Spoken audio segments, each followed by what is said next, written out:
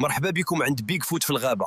اليوم غادي نوجدوا وصفة كيعشقوها اليابانيين، دجاج كاتسو مقرمش من برا ورطب من الداخل. باش نوجدوا الدجاج كاتسو خاصنا هاد المكونات.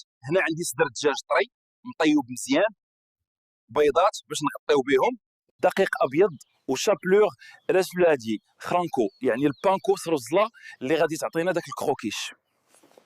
شوية الملح، البزار، وطبعا زيت القلي. وباش نكملوا الطبق شوية روز مفور وصوص ترياكي.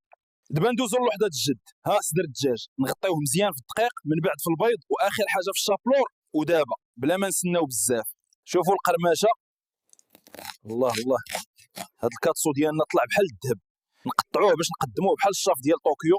دابا وصلنا للمرحله الزوينه، غادي نصايبوا الصوص ديال الكاتسو. ها هو السويه، العسل، الثومه وشويه سكينجبير. يلا بينا نخدموا. شوفوا الصوص كي داير، كيتعسل مزيان وكيخرج الريحه بنينه.